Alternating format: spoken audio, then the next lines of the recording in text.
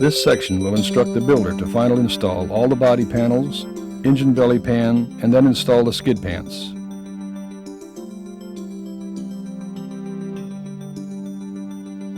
Locate the following components.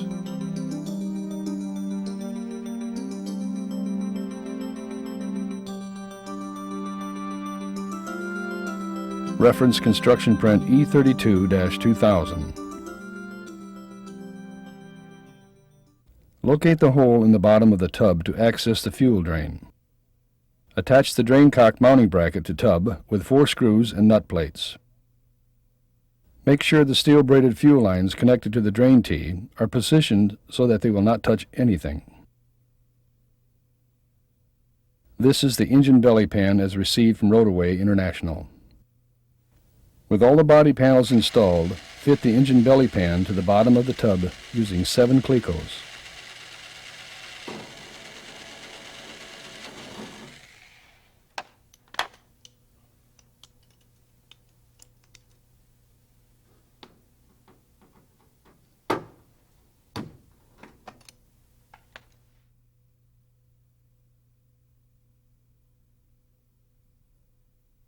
This view shows the belly pan installed with the Zeus fasteners.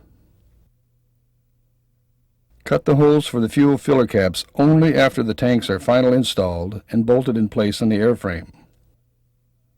The hole should be about 3/4 inch larger in diameter than the fuel cap. The top of the cap should extend approximately 1/4 inch above the surface. Flush with the surface is also acceptable. Remove the caps from the fuel tanks and cover the holes with tape to prevent any debris from falling in. Shown here with hole already cut for clarity. Tape off the surrounding area if you have painted the body panels to prevent surface damage. In the center of the fuel tank hole, drill a small hole through the panel. After verifying position, open this hole until the fuel cap can be installed in the tank. Use a 3.5 inch hole saw.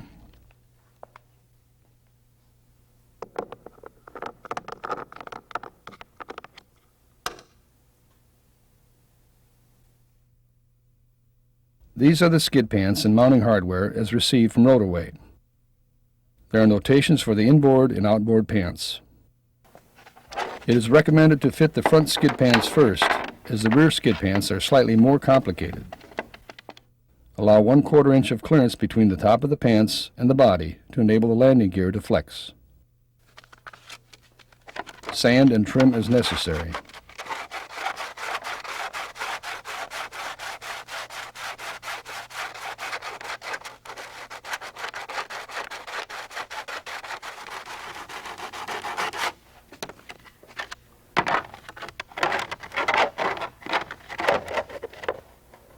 Fit each set together.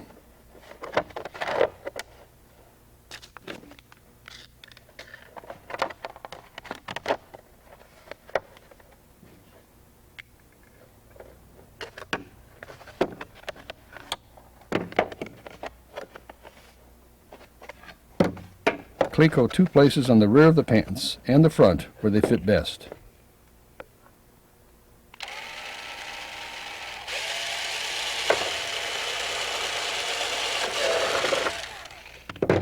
This will help when fitting them to the landing gear.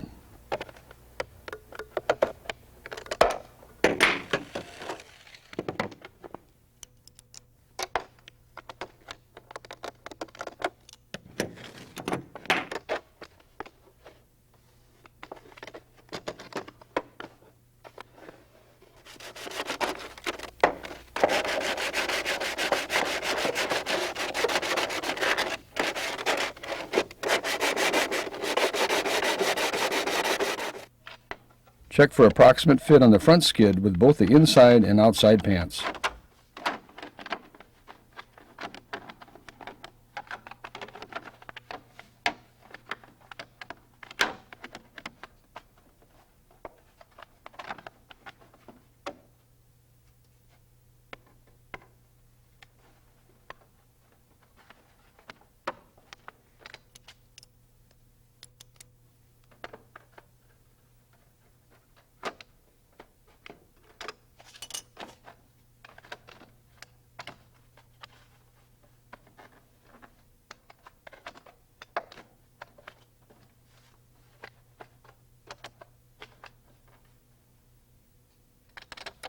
Remove the outside pant and hold the inside pant in position. Mark where the slots for the hose clamps are to be cut. Remember to allow 5/8 inch clearance on the leading edge for the nut plates that will be attached to the outside pant.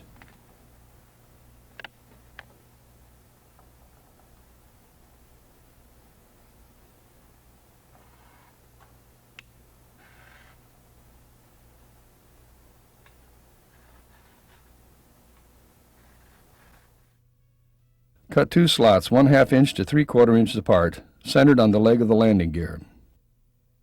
Install the hose clamps and check for fit. Use care when tightening the clamps to prevent cracking or breaking the fiberglass pant.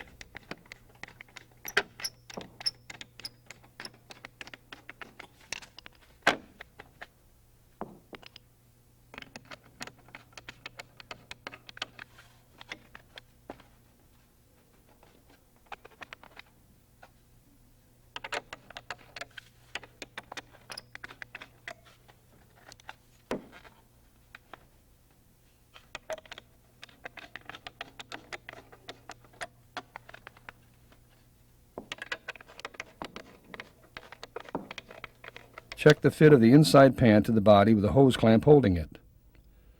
Remember the 1/4 inch clearance is required between pants and body to allow the landing gear to flex. After the top is positioned correctly, cut off the bottom of the pants to fit the shoe as shown. Reinstall the outside pant. Drill and clake with a front overlap for nut plates and screws.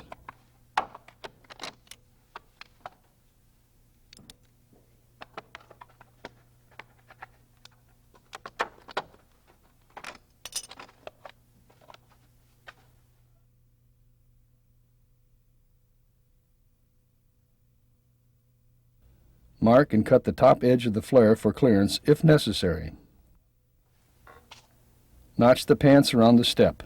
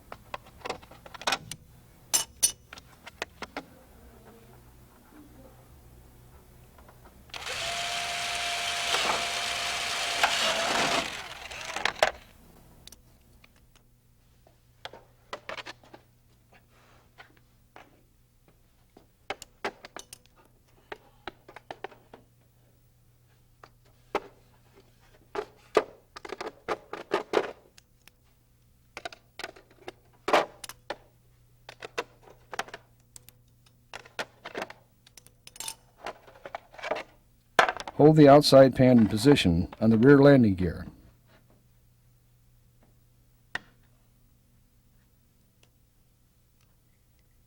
Mark the body where the top of the pant touches.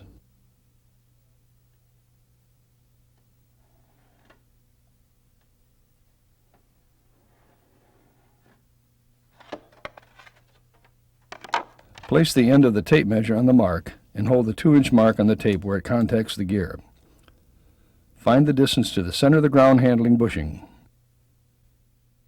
Measure from the front of the gusset to the center of the bushing and add 5/8 inches to the measurement for nut plate clearance. Transfer this measurement to the outside pant as shown.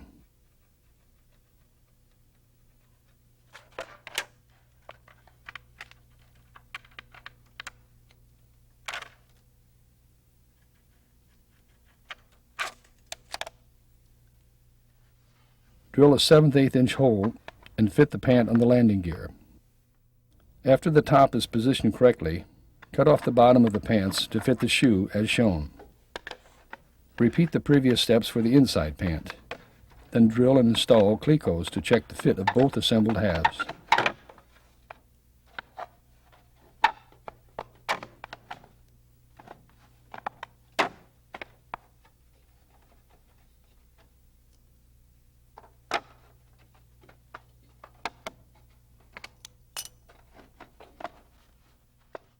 After the desired fit is achieved, mark the edges on the body.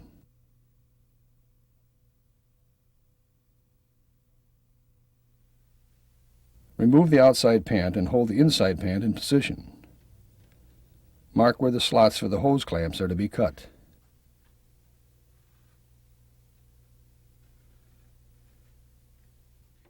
Cut 2 slots 1/2 inch to 3/4 inches apart, centered on the leg of the landing gear. Install the hose clamps and check for fit. Do not over-tighten the clamps.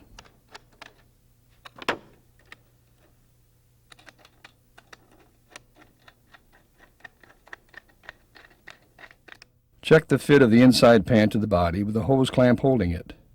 Remember the 1/4 inch clearance between the body and the top of the pants. Reinstall the outside pant. Mark and cut the top edge of the flare for clearance if necessary. Notch the pants around the step.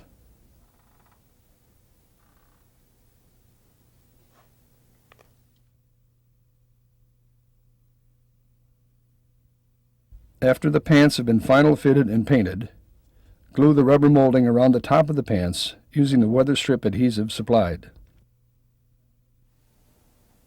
The seat cushion attachment strips are to prevent the bottom of the cushions from sliding forward, which could limit the movement of the cyclic control.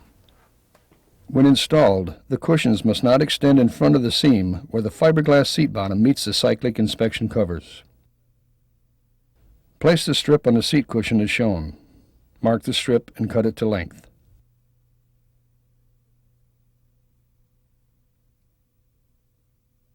Measure the length of the flap on the bottom of the seat.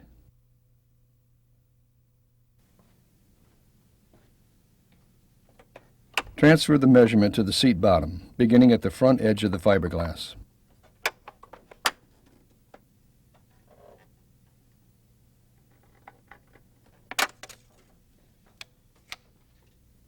Drill a 3/16 inch hole, 2 inches from each end of the strip. Hold the strip in place and transfer the hole locations to the fiberglass.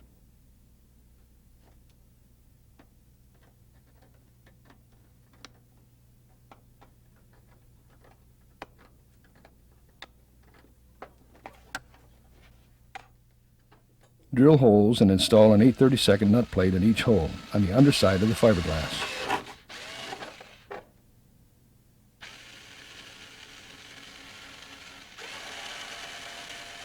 Insert the strip into the flap on the seat cushion. Using an awl or other sharp tool, find the holes in the strip. Note, do not use a drill to make the holes in the cloth. The drill might catch a thread and unravel the cloth.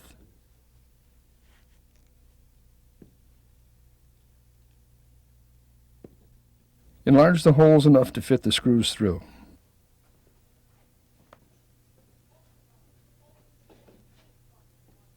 Place the cushion in the cabin and install the screws.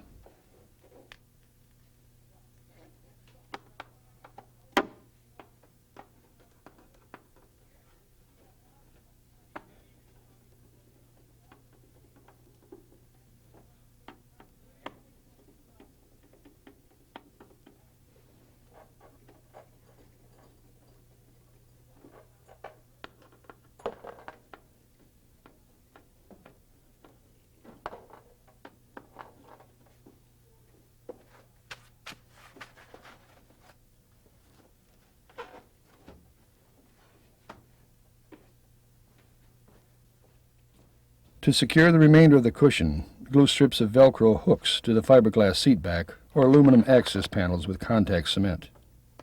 Exact location is not critical because the entire back of the cushion is covered with material that will stick to the Velcro hooks. Note, remember when using contact cement, apply it to both surfaces being joined and allow it to dry for about 15 minutes before sticking the two surfaces together.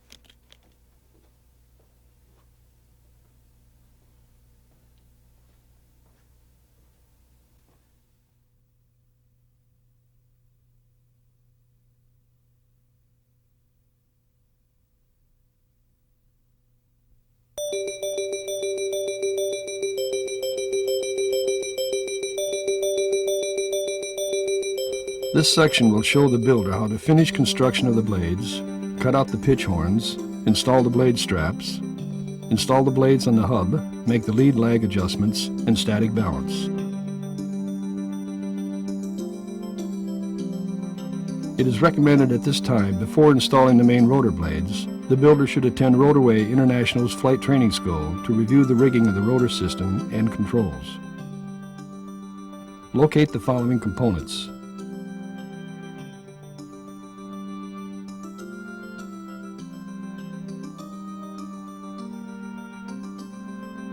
reference construction prints E20-2000 asymmetrical main rotor blades and E49-2000 elastomeric rotor hub. Set up a table and level the surface in all directions.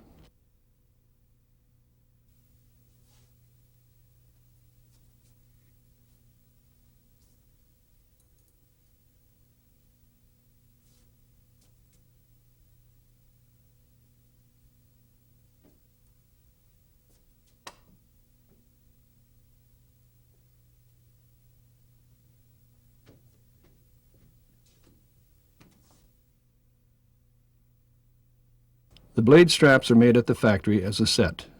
Remove the straps and mark them to ensure that each set will be reassembled in the right order and to the correct blade. Measure the wood filler blocks on the root end of the blades.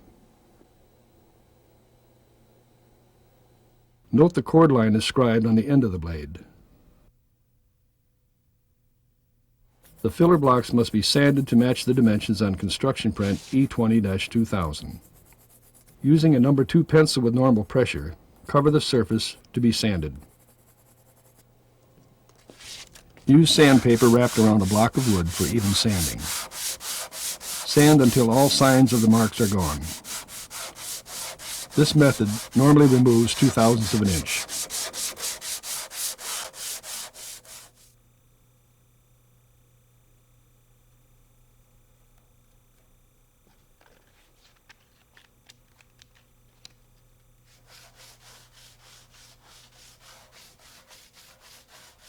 After sanding, verify the following measurements: 1. Overall thickness, 2.250 thousandths. 2. The cord line is centered. 3. The top and bottom wood surfaces and cord line are parallel. Use a 36-inch to 48-inch level to verify the wood block surfaces are parallel to the blades as shown.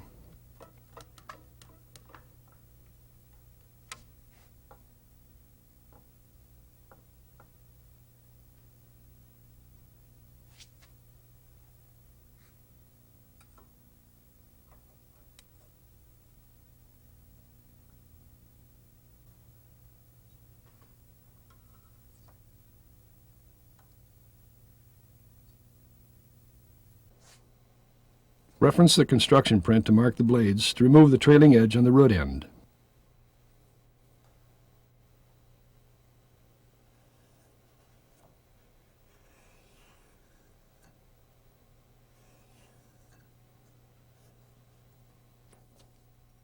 Use a hacksaw or a portable bandsaw to carefully cut root end of the blade.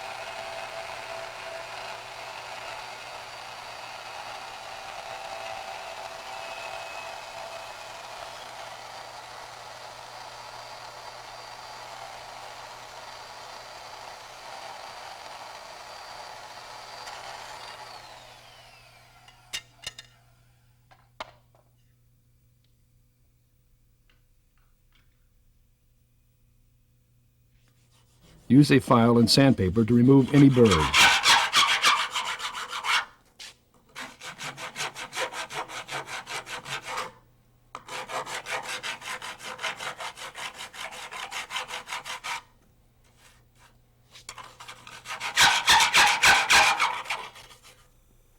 Use a piece of paper to make an impression outline of the opening of the root end and cut out the paper pattern and transfer the outline on the wood end plug.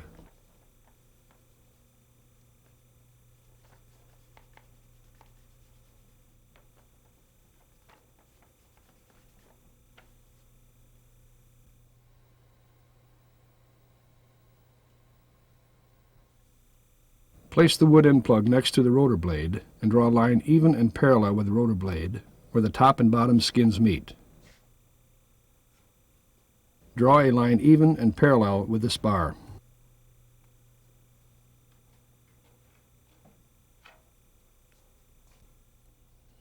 Cut out and fit the plug to the root end of the blade, taking care not to change the shape of the airfoil. Drill the vent holes in the wood plug as per the construction print. Locate and drill the airfoil and wood plug for screws. Use at least 6 screws.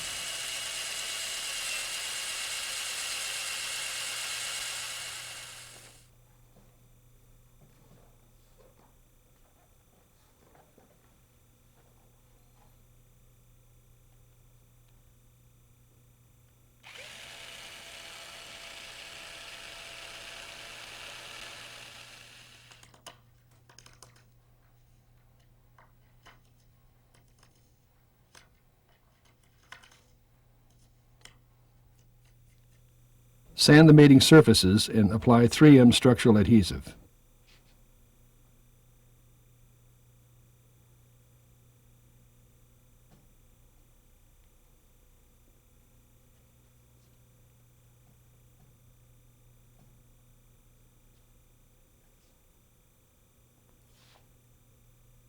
Install the wood plug and finish the root end of the blade. Do the same procedure to the other blade.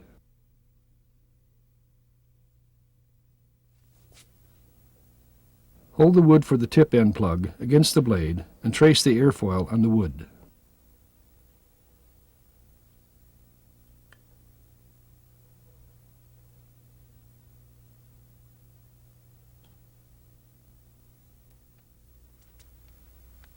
Hold a piece of paper against the end of the blade and use your finger to trace an impression outline of the spar and skins.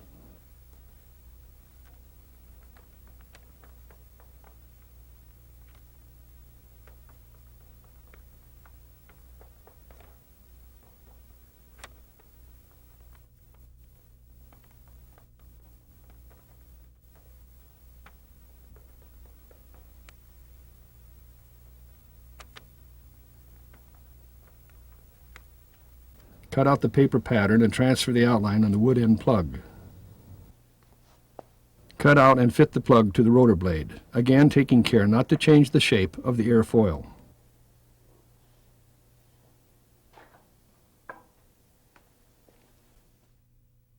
Drill the 1/4 inch vent holes as per the construction print E20-2000.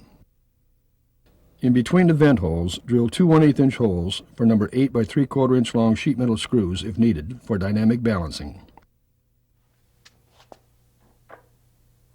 Drill holes for the wood screws that hold the wood plug in the tip end of the blade.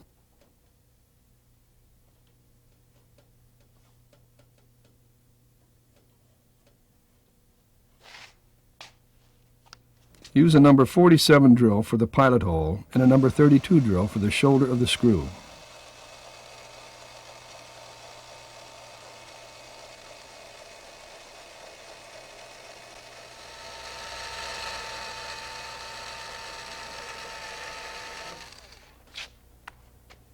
Use a 1/4 inch bolt in the vent hole to help remove the end plug easily. Note, do not glue the end plug in place until after the rotor system is balanced.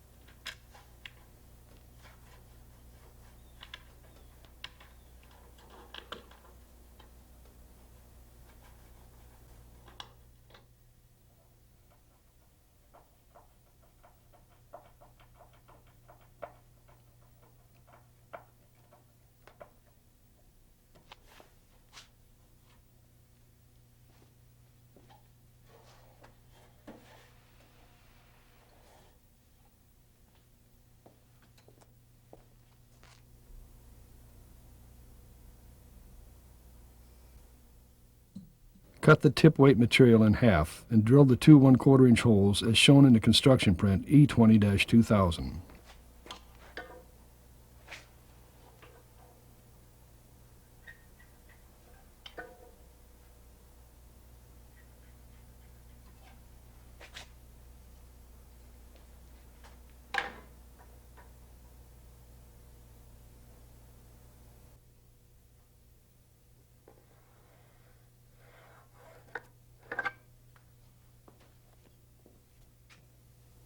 Locate and drill one attachment hole in the bottom side of the spar.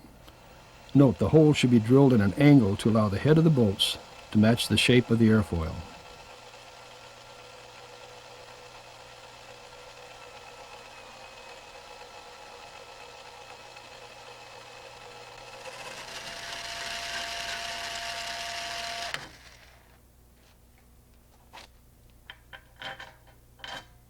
Install a bolt in the hole, then use the tip weight as a template to drill the other hole.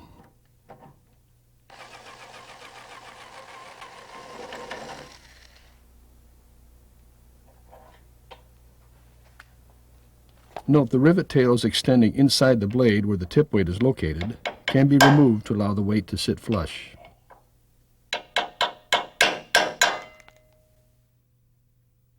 Cut out and deburr the pitch horns. Fit the pitch horn clevis to the pitch horn. It may be necessary to radius the corner of the pitch horn so there is no gap between them when bolted together.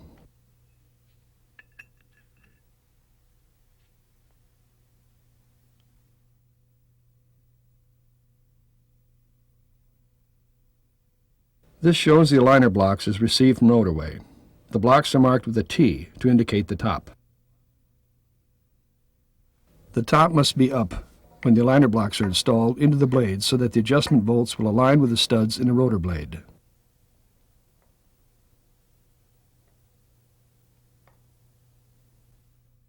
These are the thrust blocks as received from Rotorway. There is a master marked with an M which goes on the end of the hub marked with an M.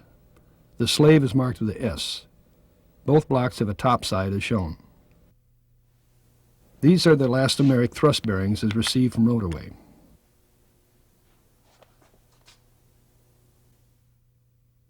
Deburr and round the edges of the blade straps.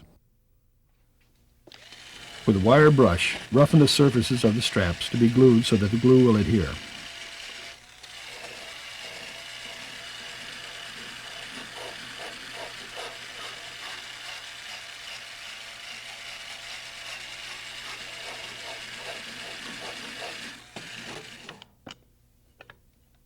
Put the thrust block and the liner block between the retention straps.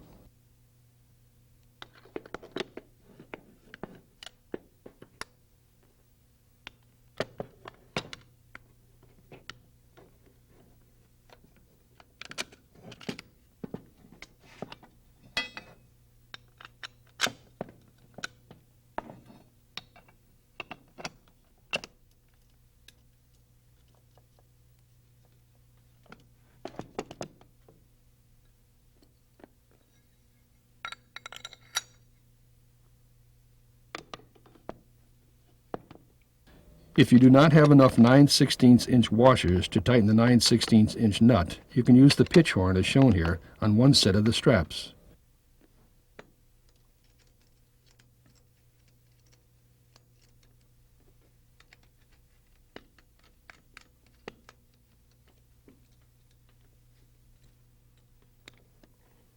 Place the retention strap assembly on a flat surface.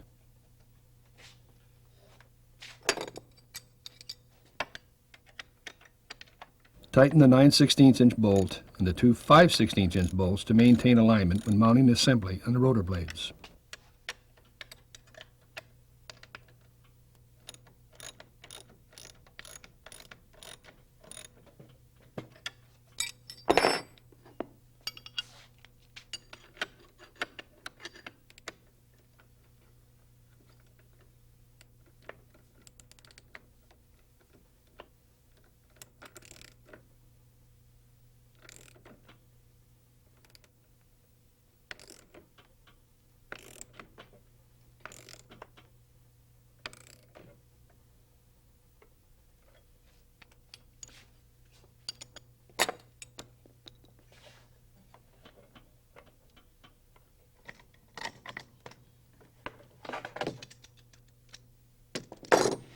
Turn the back of the thrust block towards the edge of the strap that has the 3 holes.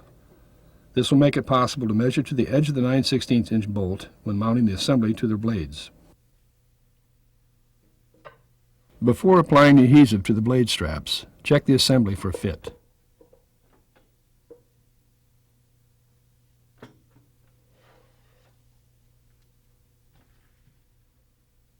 Use grease in the corner of the liner block and strap to prevent them from being glued together.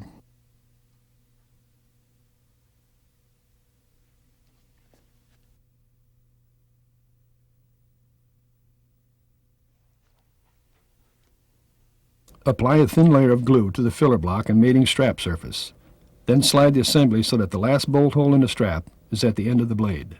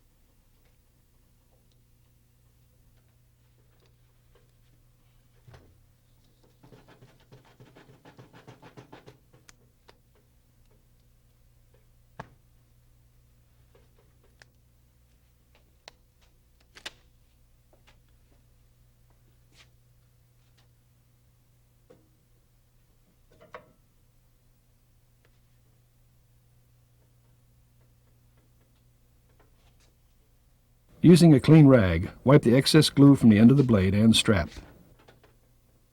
To mount the retention straps on the rotor blades in the correct location, do the following. Slide the assembly on far enough to install the 5/16 inch bolt that is at the end of the strap.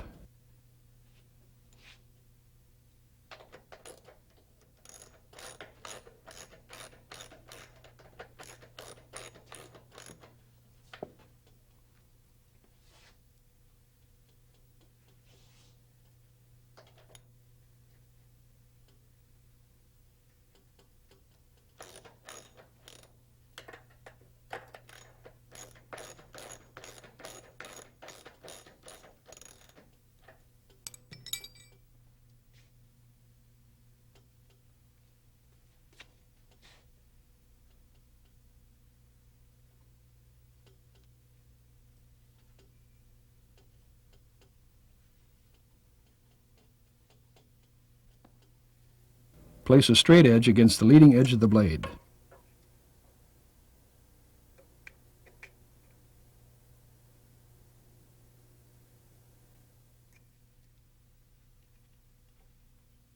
Adjust the aligner block bolt to achieve the correct distance between the leading edge of the rotor blade and the center of the 9/16 inch retention bolt.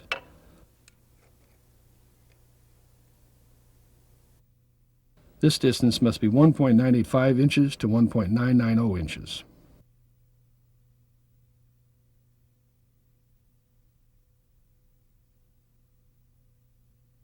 Note the chord line of the rotor blade, the straight edge, and the caliper must all be level when making this check. The distance must be the same on both blades. If this cannot be achieved, contact Rotorway customer service. When you have the correct measurement, hold this position and pass a 5/16 inch reamer or 5/16 inch drill through the remaining holes to ensure an easy bolt fit.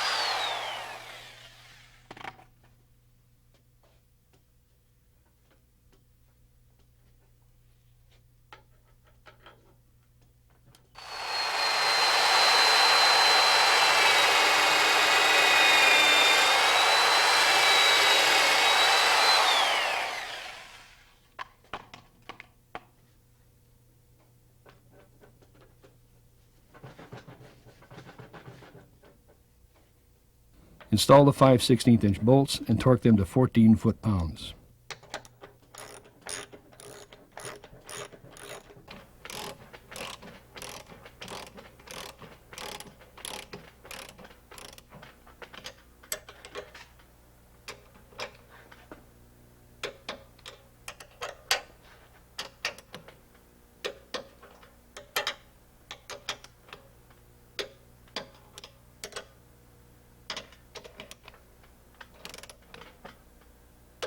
Do not torque the 5/16" aligner block bolts at this time.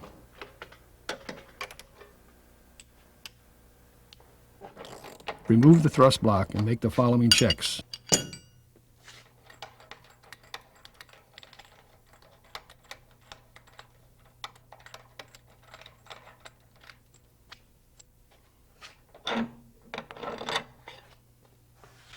The distance between the two straps must be 2 1/4 inches to 2 3/8 inches. The straps must be straight. The 9/16" bolt goes in easy. Normally only the paint in the holes must be removed to achieve this.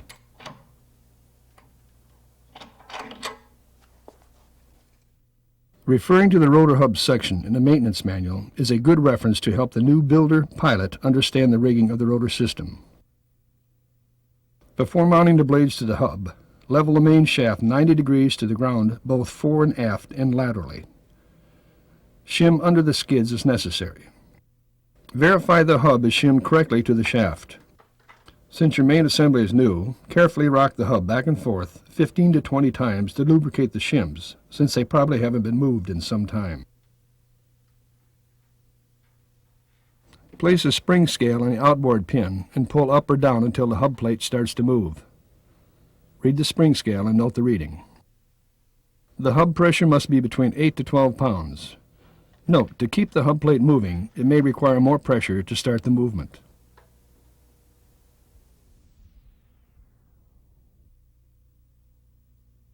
If your reading does not fall within these limits, refer to the maintenance manual on rotor hub shimming. As per the construction print E49-2000, you notice that the hub is centered on the shaft by using stainless steel shims and Delrin shims. Before mounting the main rotor blades, you must verify the hub is centered on the shaft.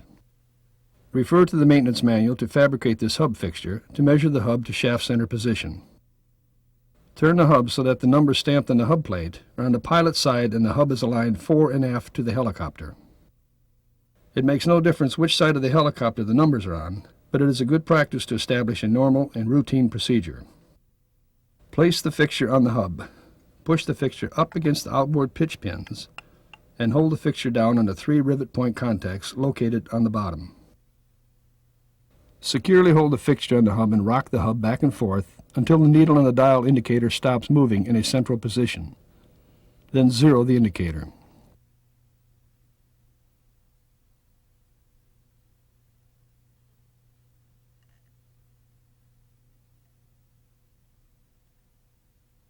Carefully remove the fixture and place it on the other side of the hub using the same procedures. Repeat the steps and determine if the hub is off-center.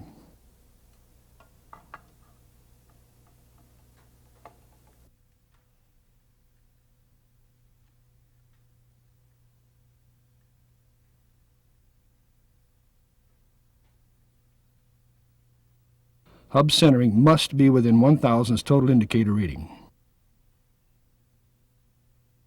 If your total indicator reading is not within tolerance, reference the maintenance manual for the correct procedures to center the hub to the shaft. Set both blades on the table. Now you will be instructed to verify the reflexed edge of each rotor blade. Rotorway International has a fixture and instructions for measuring and making adjustments on the trailing edges of the blades to improve blade tracking if your rotor system's tracking changes through increased forward airspeed. However, at this point, the builder only needs to verify that each panel of the blade is adjusted to within 2/1000ths of each other for its entire length. The parts list for the reflexed edge fixture is as follows.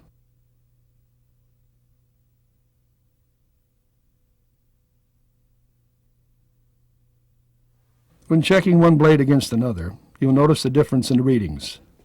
The airfoils are matched at the factory. Trying to have both blades identical may induce vibrations. Each blade must be adjusted within 0.02 for its entire length. If your readings vary, you'll need to average the readings and adjust accordingly. With the use of vice grip locking sheet metal clamp pliers as shown, the edge can be bent up or down as needed.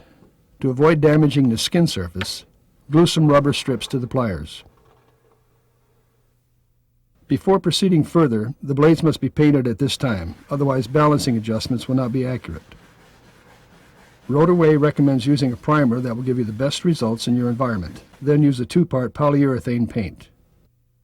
Refer to local aircraft painters or suppliers to find the best materials and preparations that are required.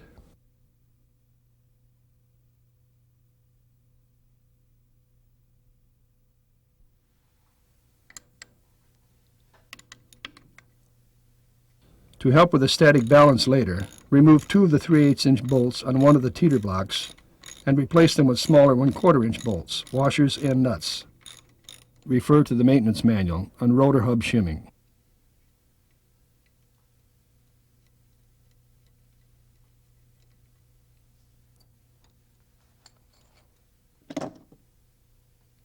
Place a C-clamp across the teeter blocks so that the clamp jaws clamp at the base and to the center of the block as shown.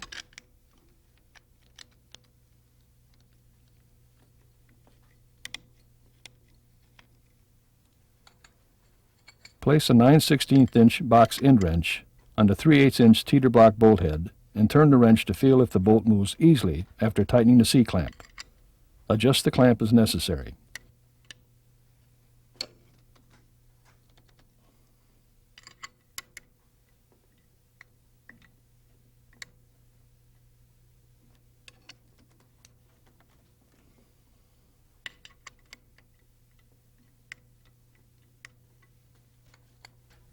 Place a small amount of grease on the bolt threads and drive the bolts out of the hub plate with a hammer and punch.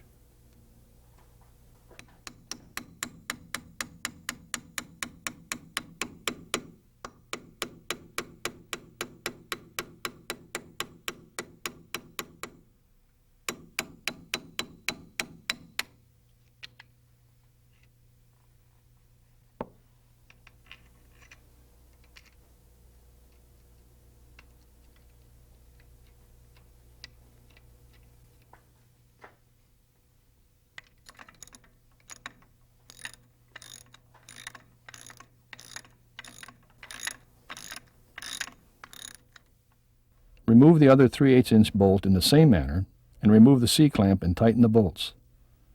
The hub should now teeter freely.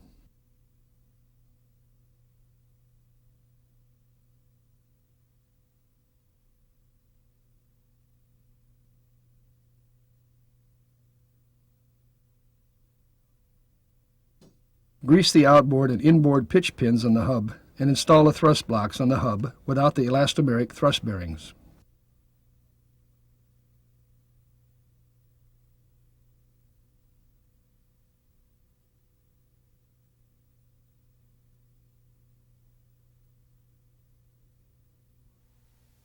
Make sure to match the block marked M to the master end of the hub and the block marked S to the slave end of the hub. Also, both blocks have a top side.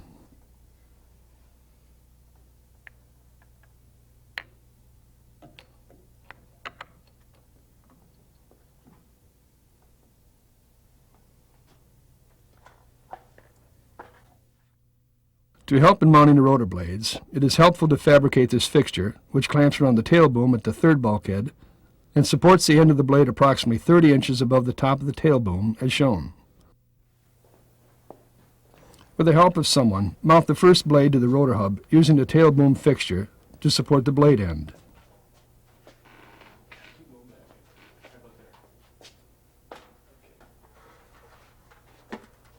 Adjust the hub to align the outboard pitch pin with the inner race of the liner block bearing.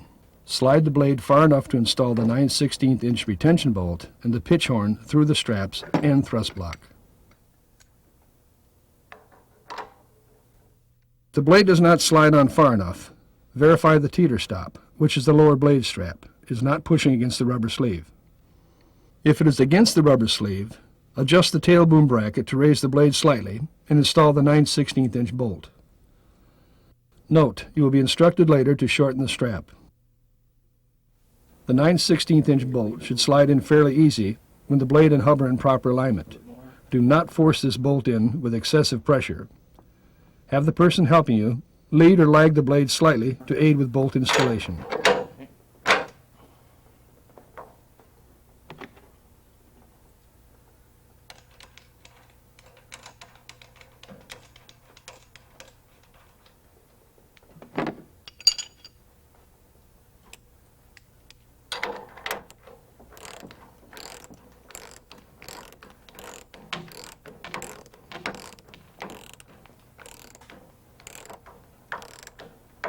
Tighten the nut to snug, and then push outward on the rotor blade straps to seat the thrust block against the thrust washer.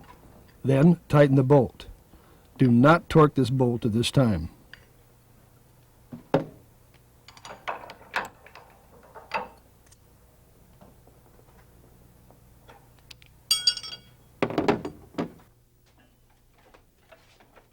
To mount the other blade, you will need the person who is helping you be in a position to maneuver the blade up and down, and along with lead or lag movements in relation to the rotor hub. The blade must be held in the pre-coned position. A good way to verify the correct angle is to look at the blade straps in relation to the thrust block.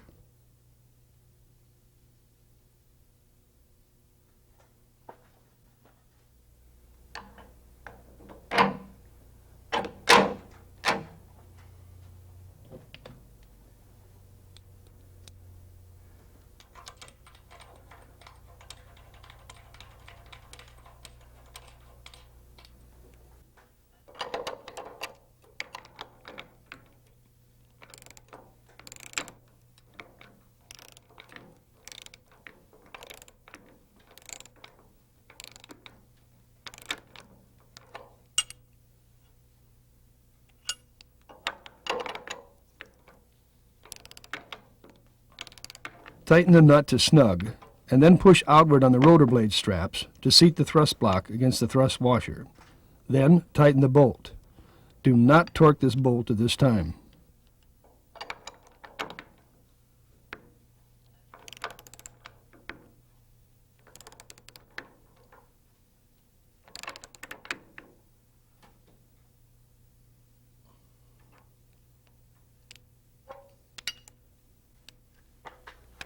Do the static lead lag adjustment.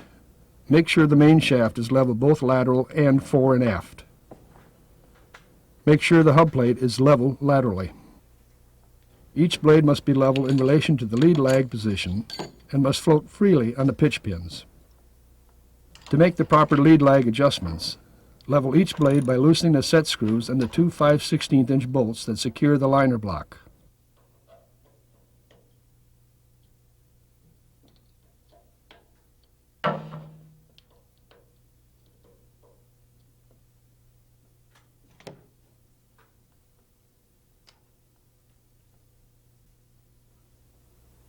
Then adjust the blade by either leading or lagging it with the all-thread 1/4 inch bolts.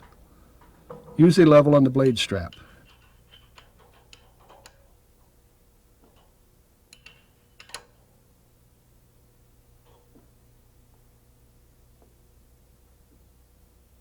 Switch back and forth from bolt to bolt to maintain a level static lead lag adjustment.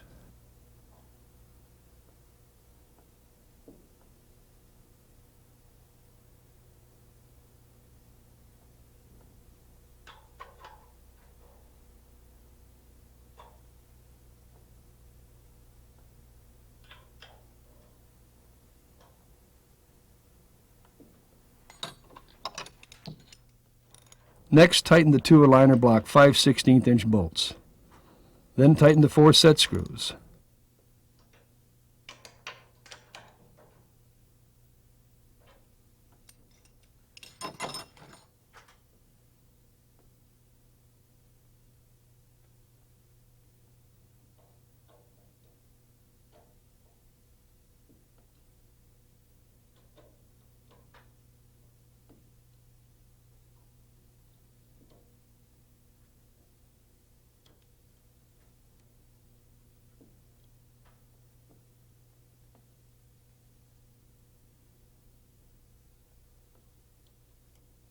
Always monitor the level on the blade strap to maintain a level static lead lag adjustment.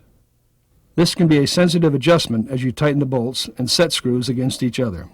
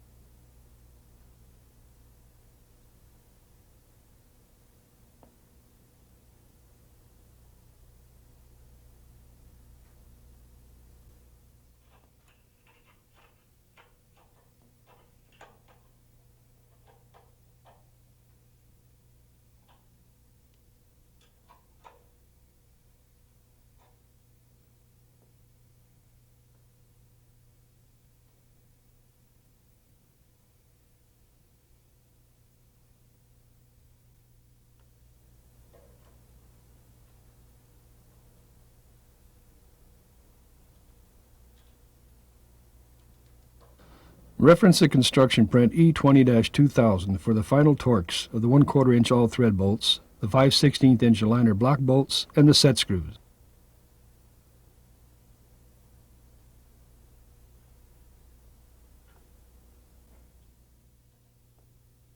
Make sure the level bubble is in between the lines after you have torqued the bolts.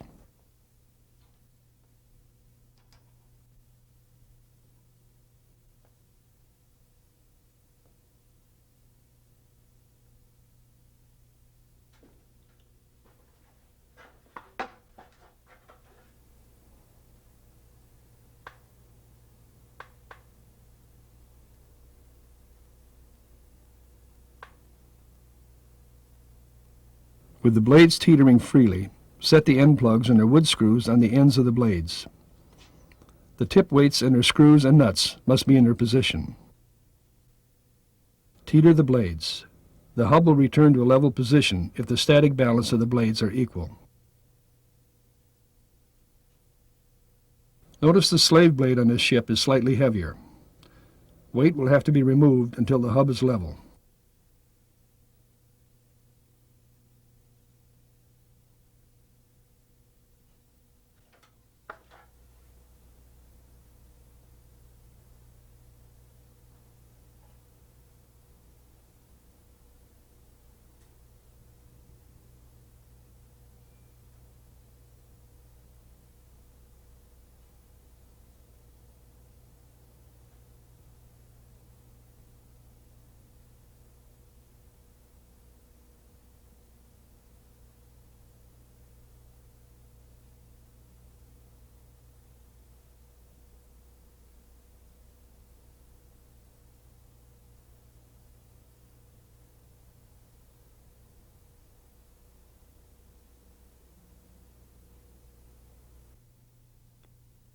Install the tip weights. Install the end plugs using 3M structural adhesive and the wood screws as per the construction print.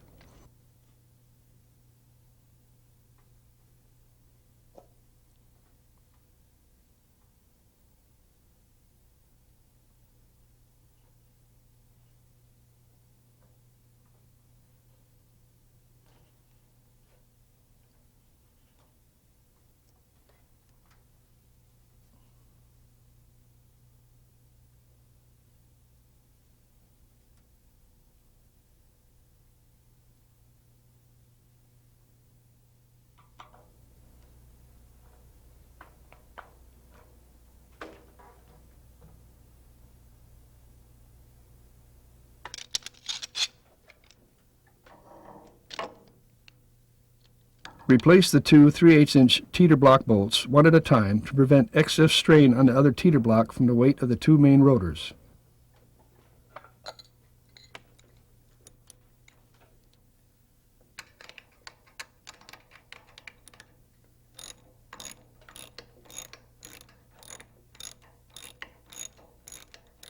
Place a small amount of grease on the bolt threads and drive the bolt in.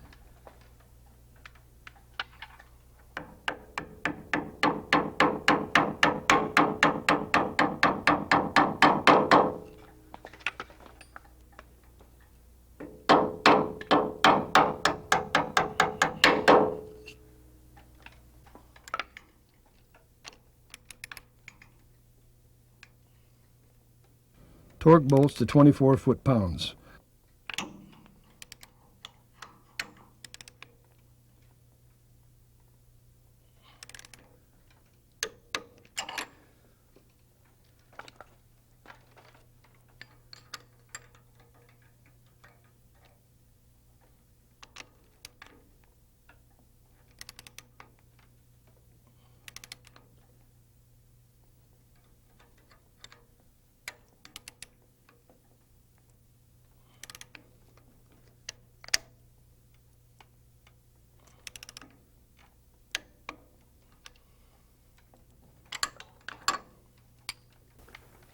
Install two 5/16" bolts in the pitch horn clevis that have been ground to a point.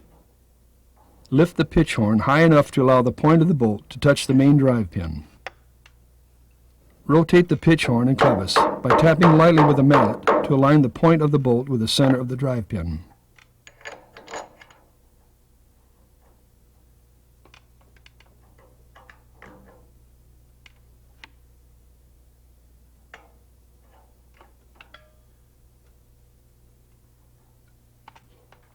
Connect the control rods between the pitch horn clevis and the rotating swash plate.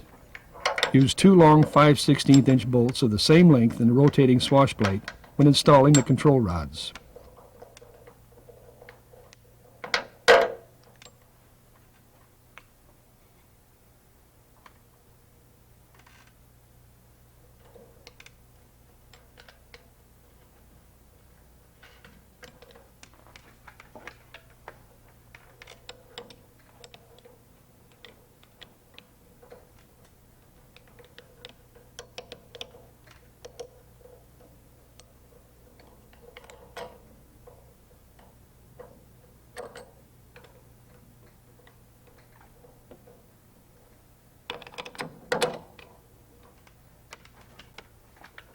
Place a straight edge and a level on the bolts extending from the swash plate.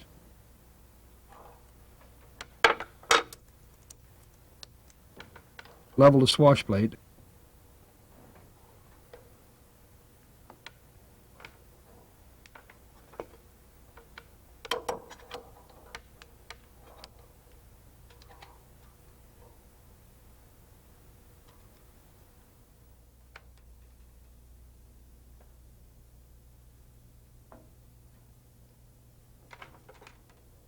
Adjust the control rods to level and cord line of each blade. The hub plate must also be level at the same time.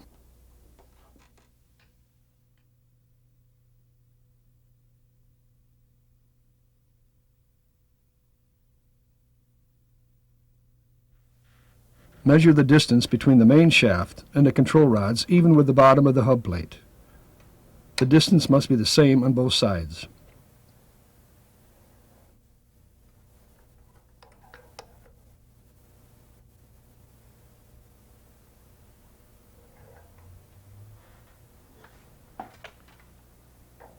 Mark the retention strap with the two 3/16" holes that are to be drilled that secure the pitch horn to the top blade straps. Do not drill these holes while the blades are mounted to the rotor hub. You will be instructed to remove the blades shortly.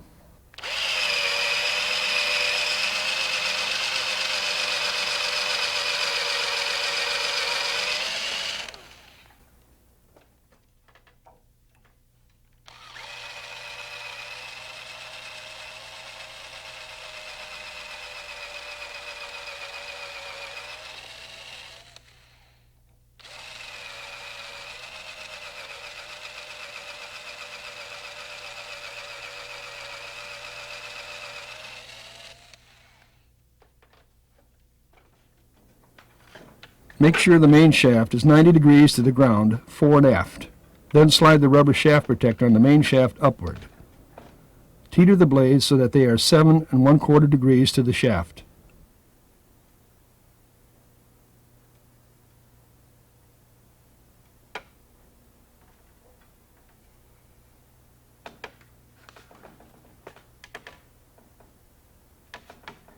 Slide the rubber down until it rests on the strap and mark the edge of the bottom strap.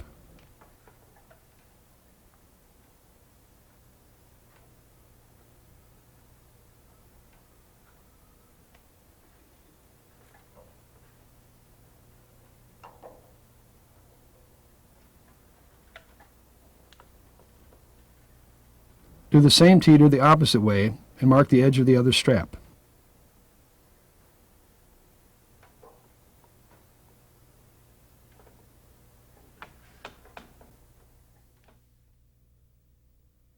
Remove the blades and drill the 3/16" bolt holes and trim off the retention strap where marked.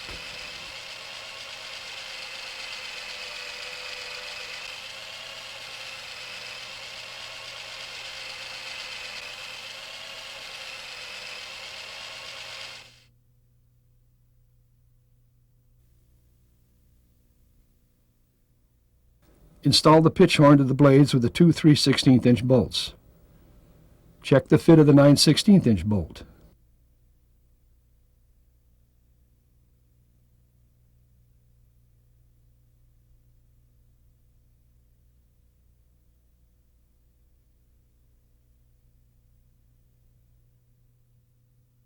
The main rotors will be reinstalled in Section 25 rigging. Engine first start preparation and procedures, along with the testing of the main rotor system, will be included in an expanded Section 26.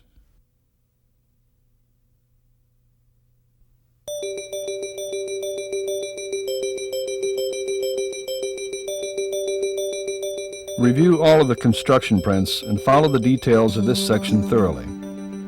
Although many details may repeat previous instructions given throughout the videos and manuals, Rotorway feels that this is absolutely necessary to stress the importance of the rigging procedures. The battery should be disconnected at this time. The purpose of the tail boom is to hold the trim fins and the tail rotor in the desired location. If the trim fins and tail rotor are not in the proper location and set at the correct angle, the helicopter will not respond correctly in flight. To have the best stability, the following angles and distances must be correct. The angle of the top of the tail boom should be 2.5 degrees more than the angle of the square drive tubes in the airframe. The horizontal trim fin cord line should be parallel with the top of the tail boom. The vertical trim fin cord line should align 15 inches to 16 inches to the pilot side from the center of the main shaft. To verify that the cord line of the horizontal trim fin is parallel with the top of the tail boom, measure the thickness on both the leading edge and trailing edge. Divide each measurement by 2 to find the distance from the top of the fin to the cord line at that point. For example, the leading edge measures 980 thousandths, divide that by 2, and you get 490 thousandths. The trailing edge measures 88 thousandths, and divided by 2 equals 44 thousandths. Subtract the smaller number from the larger number, and you get 446 thousandths. Sand or grind a small piece of the wood to that thickness to be used as a spacer. Place the spacer on the trailing edge. Rest the protractor level on the leading edge and the spacer. The protractor is now parallel with the cord line of the fin. Check that the cord line is parallel with the top of the tail boom. To verify that the vertical trim fin is at the correct angle, tape a piece of welding rod on the front and rear of the fin, extending about 1 inch.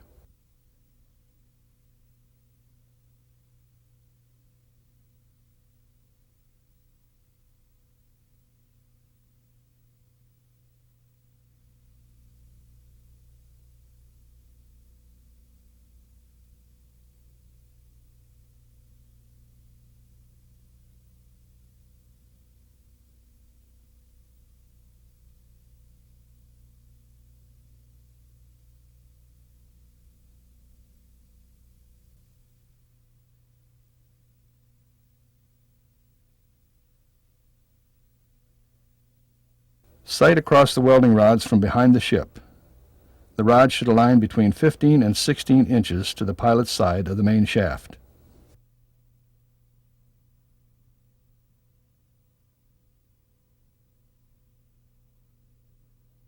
The purpose of the cyclic control is to maintain the balance of the helicopter when it is in the air by tipping the swash plate.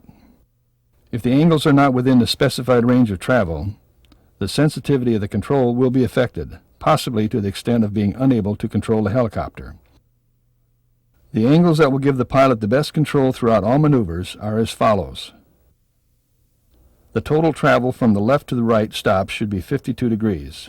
with equal number of degrees both directions from the center position.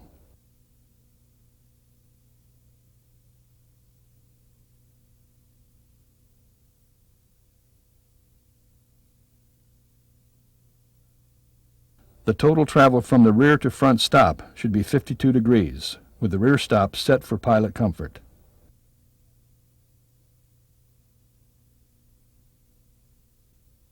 Note the cyclic control must tip the swash plate to the correct angle in reference to the main shaft for proper control of the helicopter.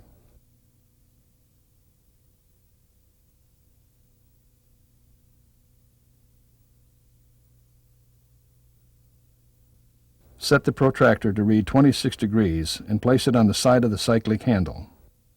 Move the cyclic to the left until the bubble centers. Adjust the stop bolt so it makes contact with the cross shaft.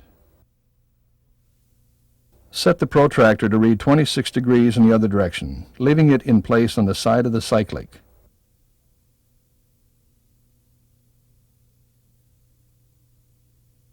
Move the cyclic to the right until the bubble centers. Adjust the stop bolt so it makes contact with the cross shaft. Set the protractor level to read 26 degrees and place it on the rear of the cyclic stick. Move the cyclic to the rear until the bubble centers. Adjust the rear stop bolt against the stop bracket. Set the protractor level to read 26 degrees in the other direction and move the cyclic forward until the bubble centers.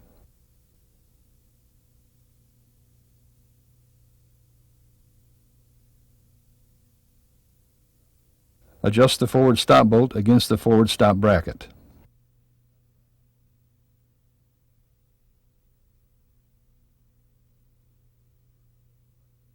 The purpose of the collective is to control the amount of pitch on the main rotor blades and the amount of throttle on the engine, which determines how much lift you have to work with. To obtain the best control of both items, the pitch of the blades and throttle, the collective control must be set up as follows. The collective control must have freedom of movement throughout its full range of travel, from the bottom of the pocket in the floor pan to where it contacts the airframe bracket. The throttle is checked by placing the collective in the full down position and twisting the throttle from stop to stop. The throttle transfer rod should rest on the fore-aft throttle shaft at each end of travel. The collective should travel a minimum of 16 inches from full down to full up position, measured from the center of the handle.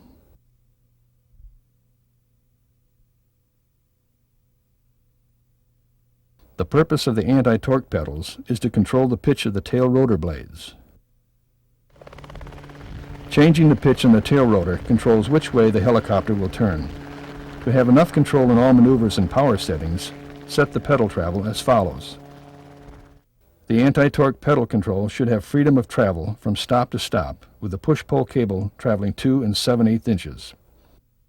These are the stop bolts used to set the travel of the pedals. Push the left pedal to the stop. The tail rotor directional cable should move forward. Push the right pedal to the stop. The tail rotor directional control cable should move to the rear. The total travel of the cable should be 2 7/8 inches.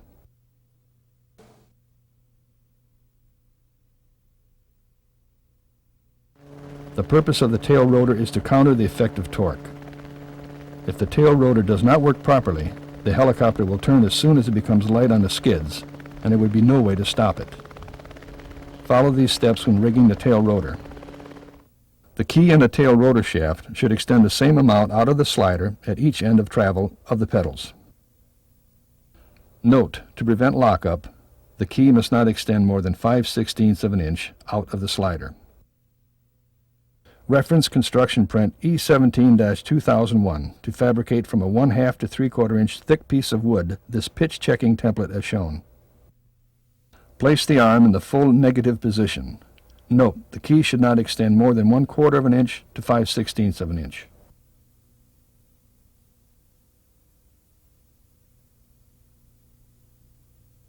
Adjust each pitch length to 8 degrees reading as shown.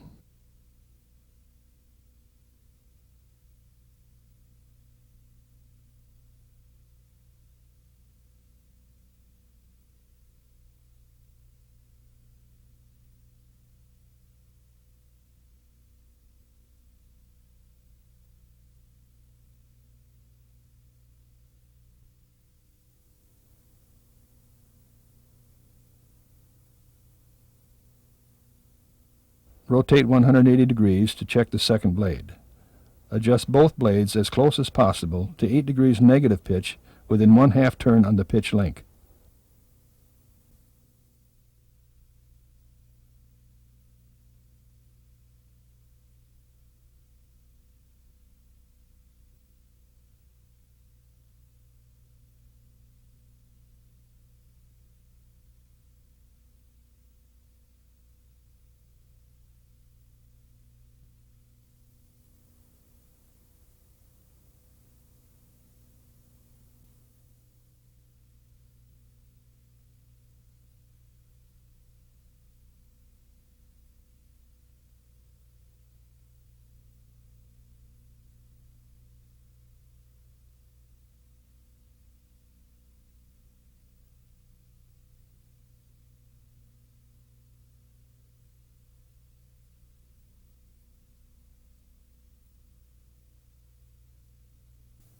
After the negative adjustments are made, push the right pedal to its stop and check the pitch on both blades and verify that they are 24 degrees positive pitch.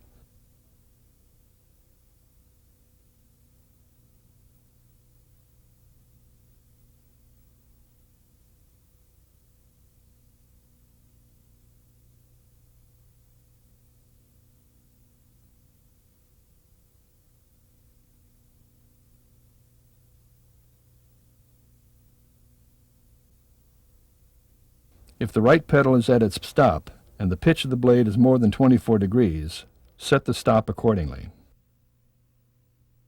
If the right pedal is at its stop and the pitch of the blade is less than 24 degrees, recheck and verify the tail rotor cable range of travel is 2 7/8 inches. The rod end on the pitch horn should be centered over the 3/8" bolt holding the barrel to the shaft. Use washers if necessary to achieve this alignment. If more than 4 washers are required to position these rod ends, contact Rotorway technical support. Safety wire the bolts of the tail rotor assembly as shown.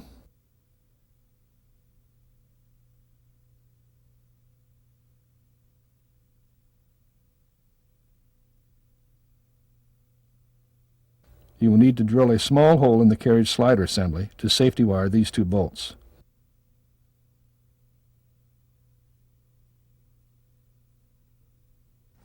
The purpose of the tail rotor drive is to keep the tail rotor turning at the correct RPM. If the tail rotor drive is not installed or adjusted correctly, the pilot cannot correct for torque and maintain control of the helicopter. When rigging the tail rotor drive, do the following. Check to ensure that the idler pulley mounting scissors at bulkheads 2 and 3 can pivot freely. If you have not installed the belts, do so at this time. Fully loosen the nuts on the all-thread adjustment rods so that the belts are not under any tension while being installed. Never install a belt by rolling it into place over the edge of a pulley while under tension, as this can damage the belt internally. To adjust the belts, first loosen the rear 1/4 inch bolts on the tail rotor shaft bearing flanges. Then turn the 5/16 inch nuts on all the all-thread rods clockwise to tighten the belts.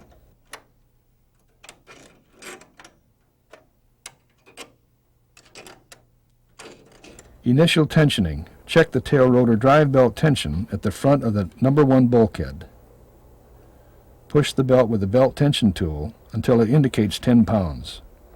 Use a ruler to check the distance that the belt moves. Adjust the tension until it deflects 1 3/8 inches at 10 pounds. Do not over-tighten the belts. When the belts are at the correct tension, retighten the 1/4 inch bolts on the bearing flanges. Check the rear drive belt tension by inserting the tool in a small hole towards the rear of the tail boom on the passenger side. Push up against the belt until the tool indicates 10 pounds. The tool must not make contact with the tail boom skin, or an inaccurate reading may result. Holding this position, make a reference mark on the tool at the edge of the hole. When checking belt tension in the future, push the tool against the belt until the reference mark aligns with the edge of the hole. The tool must indicate between the tight and loose limit marks. The belt replacement label can be installed once the initial tension has been attained. Apply the label to the upper tail rotor slider stringer on the pilot's side. Align the new belt mark on the label with the rear edge of the bearing mounting plate. If the bearing mounting plate reaches the replace mark during subsequent adjustments, this is an indication that the belt is stretched beyond a safe limit. Any belt that is stretched more than 1 inch may be damaged internally. It must be replaced immediately, regardless of the number of hours it has been used. Make sure the temperature strips are installed on the 2 tail rotor idler pulleys and the drive pulley on the tail rotor shaft. The heat-sensitive dots will darken if the indicated temperature is exceeded. Examine the temperature strips before and after each flight. If the 170-degree dot darkens, it is an indication that a belt may be slipping or some other problem may exist. The problem should be identified and corrected before continuing flight. If the 180-degree or higher dot darkens, the belts have been damaged from the heat and must be replaced. Upon installing new belts, check and adjust the tension every 15 minutes that the engine is running, either idle or operating RPM, until no further adjustment is required. New belts will stretch rapidly during this time, and it is very important to prevent them from becoming too loose. A belt that is too loose can be damaged internally by rolling over the edges of the pulleys. It can also be damaged by the heat created from excessive slipping. Any belt that is rolled may be damaged internally and must be replaced immediately to prevent failure. The belts and pulleys should be kept clean and free of any oil, dirt, or other contamination. Use acetone and a clean cloth, damp but not dripping with acetone. When belts have stopped stretching and been tensioned for the final time, drill a 3/16 hole through the bearing plate assembly and the slider rail on the pilot side only, and install a 3/16 inch bolt. This is a safety bolt hole in case of adjustment rod failure.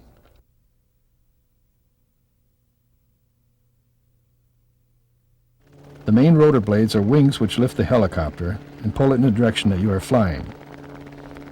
When the 2 blades are made the same and are adjusted so that they lift the same amount, the helicopter is a smooth flying machine. Rig the rotor system as follows. The rotor hub plate must be shimmed correctly on the main shaft. Center of the outboard pitch pins and the center of the main shaft must be in a straight line to within 5/10 thousandths or a total indicator reading of 1/1000th of an inch. The main rotor shaft should be 90 degrees to the ground in all directions.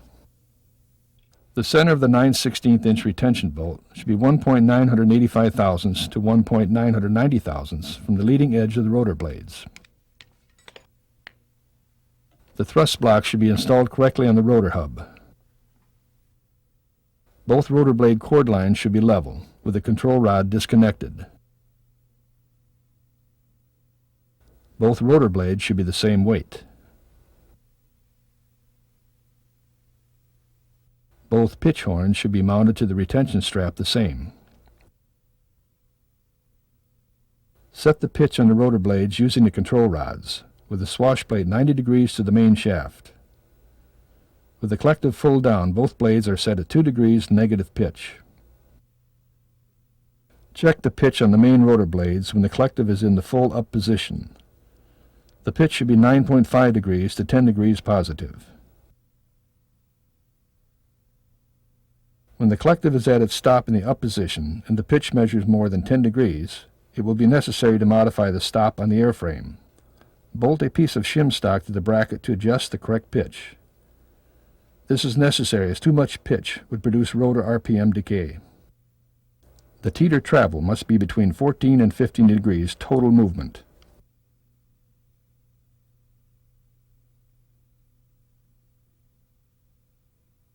If your blades are not installed at this time, do the following. Clean and apply a thin layer of the recommended grease to the inboard and outboard pitch pins.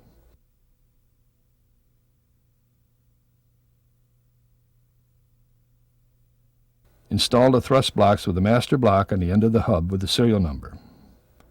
Check the fit inside the hub.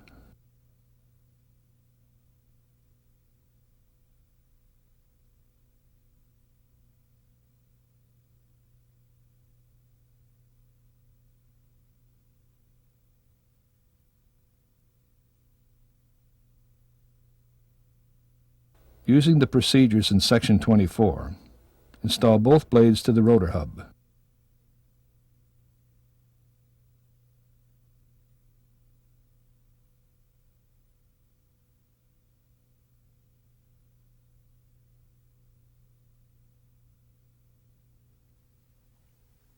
Remember, the blades must be held in a pre-coned position and not allowed to droop until both 9/16" bolts are installed and tightened.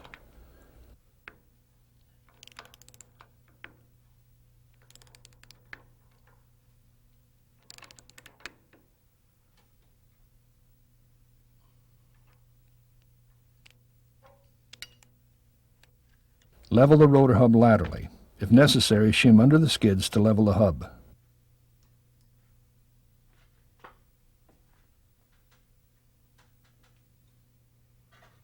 When the rotor blades are hanging unsupported on the hub, the blades must feather freely to do a static lead-lag adjustment.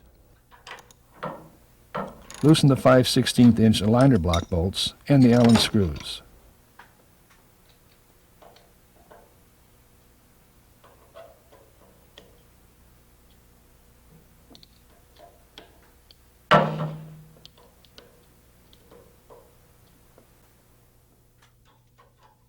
Use the all-thread 1/4" bolt to level both blades. The blade sweeps on the 9/16" retention bolt and pivots on the inboard and outboard pitch pins.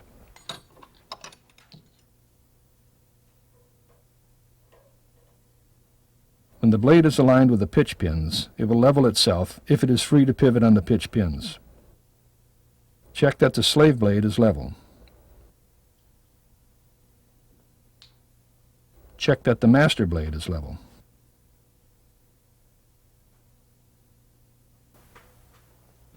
The hub plate, master blade, and slave blade should be level when all the bolts are tight and the static lead-lag balance is done correctly. Check to see if both main rotor blades are the same weight. Replace the 3/8" bolts in the teeter block with 1/4" bolts one at a time to allow the hub to teeter freely.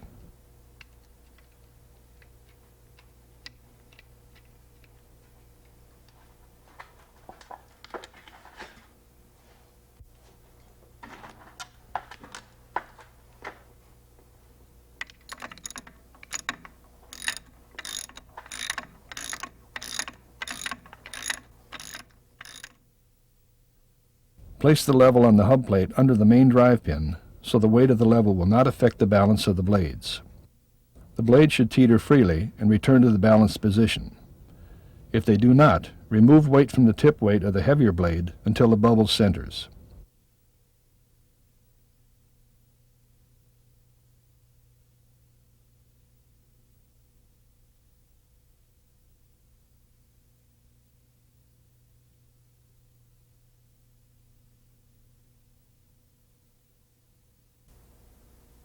Be sure the wood end plugs and their screws are on the ends when checking the balance. When the balance is correct, install the tip plugs in the end of the blades, securing them with structure adhesive and wood screws.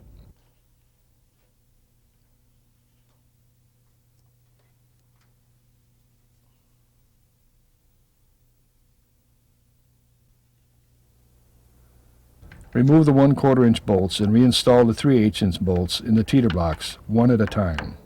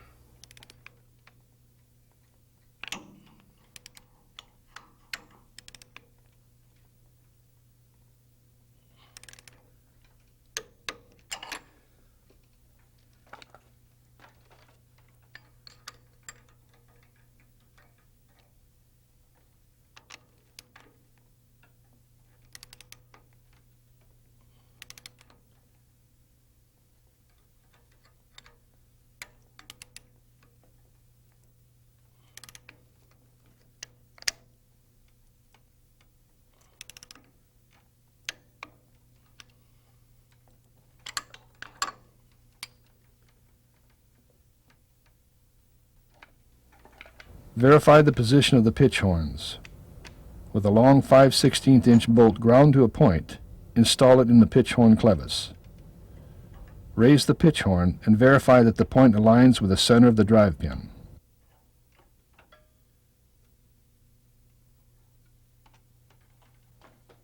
Reinstall the control rods and adjust them so that the swash plate, rotor hub, and both rotor blades are level.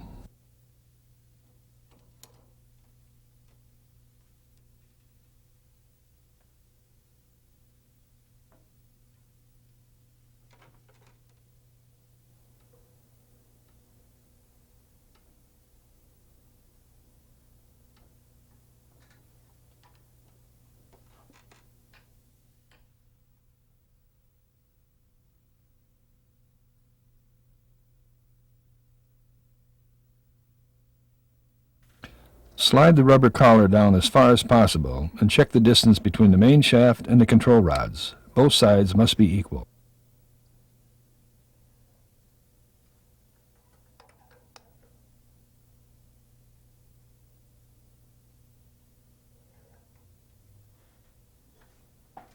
With the rotor blades, rotor hub, and swash plate level, verify the pitch of the main rotor blades. Collective down both blades should have a 2-degree negative pitch.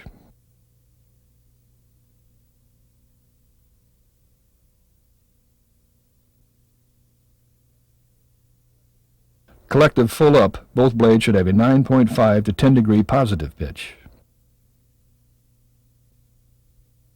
Verify that the collective and the cyclic do not interfere with each other.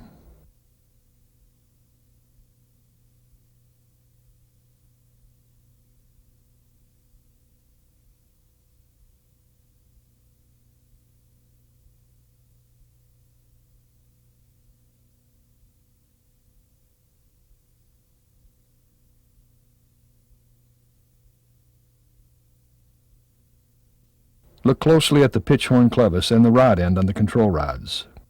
They must have adequate clearance in all control positions. It may be necessary to foul the clevis slightly so the rod end does not bind against the clevis opening.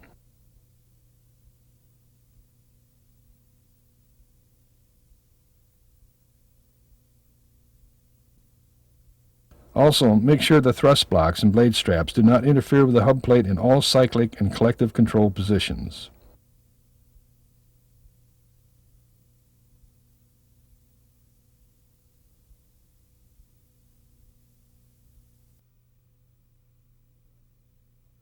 The main drive belts turn all the rotating parts in the helicopter. If the belts are dirty or loose, they will slip and the parts will not turn at the correct speed. When this happens, the helicopter will not fly. To verify the belts have been installed correctly, do the following. The belts and pulleys should be clean. Use acetone and a clean rag. The rag should be damp, but not dripping with acetone.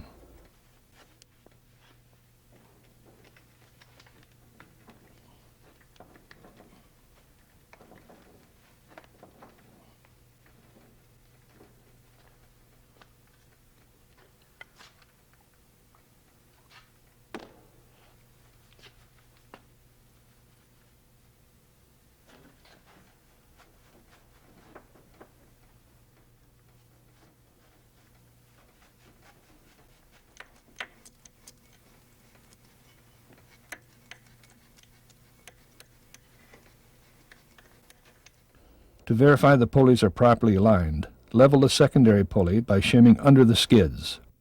Level the engine flywheel by moving the top or bottom of the engine. Remove the bolt that holds the rod end to the clutch arm casting and the top belt of the fan countershaft drive.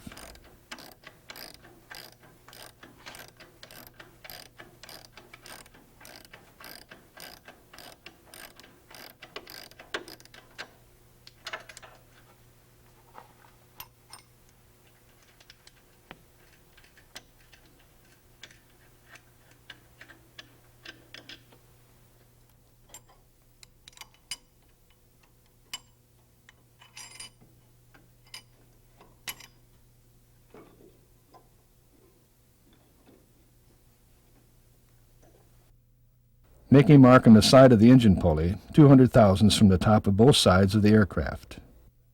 This is necessary because the top of the pulley has approximately 200 thousandths more material above the belt grooves than the secondary pulley. Remove the pivot bolt that holds the clutch arm casting on the passenger side. This is necessary so you can move the arm out of the way to use a straight edge on the pulleys. Place a straight edge on the top of the secondary pulley. The straight edge should be even with the mark on the engine pulley.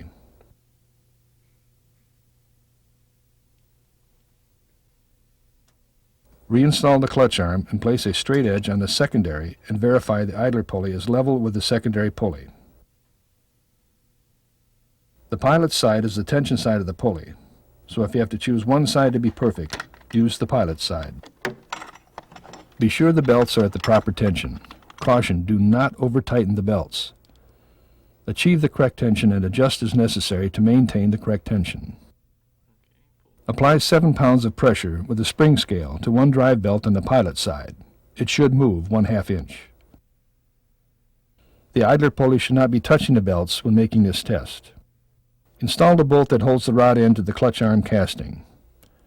Note, it is important to maintain clearance between the clutch tube and the square drive tube.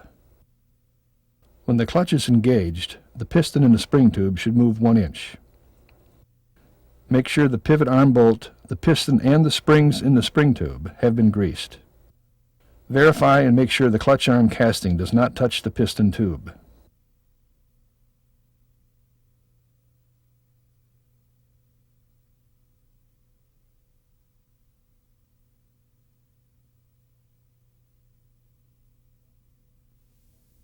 The swash plate is a disc that, when tipped at an angle to the main shaft by the cyclic control, makes the main rotor blade tip to the same angle. The swash plate tips the main rotor blade in different attitudes to maintain balance of the helicopter in flight. When rigging the swash plate, do the following. All angles of the swash plate are set in reference to the main rotor shaft. Note, use shims under the skids until the main rotor shaft is 90 degrees to the ground, both fore and aft, and laterally. When the cyclic handle is against the forward stop, the swash plate must tip forward 5 to 5.5 degrees down in the front, in reference to the main rotor shaft. When the cyclic handle is against the rear stop, the swash plate must tip 5 to 5.5 degrees down in the rear, in reference to the main rotor shaft. When the cyclic handle is against the left stop, the swash plate must tip 5 to 5.5 degrees down on the left, in reference to the main rotor shaft. When the cyclic stick is against the right stop, the swash plate must tip 5 to 5.5 degrees down on the right in reference to the main rotor shaft. The cyclic cables are to be adjusted with a bias as shown. Using a spring scale, pull 4 pounds to align the rod end with the slot of the swash plate to give the correct bias on the control cables. When the correct bias is achieved on the control cable, install the rod end in the swash plate opening. Both the lateral and fore-aft cables must have the correct bias. When setting the swash plate angles, the main shaft must be 90 degrees to the ground. Put 2 5/16" bolts in the holes and place a straight edge on them.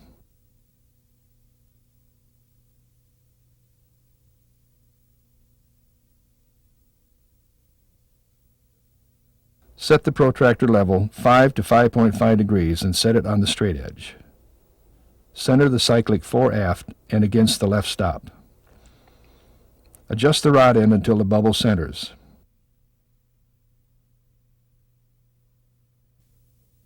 Set the protractor to 5 to 5.5 degrees in the other direction and place it on the straight edge.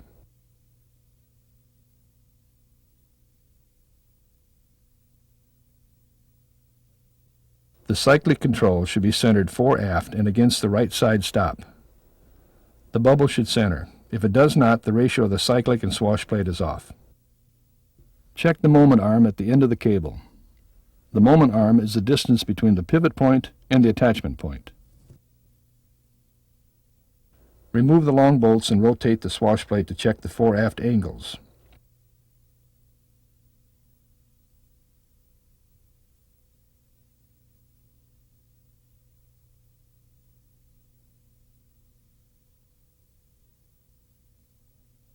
Install the long bolts and straight edge.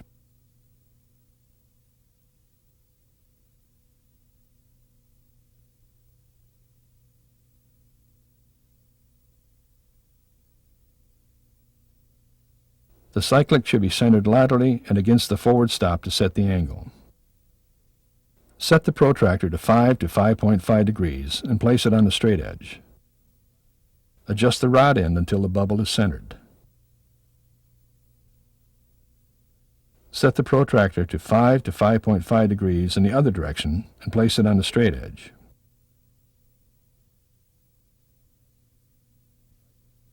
The cyclic should be centered laterally and against the rear stop.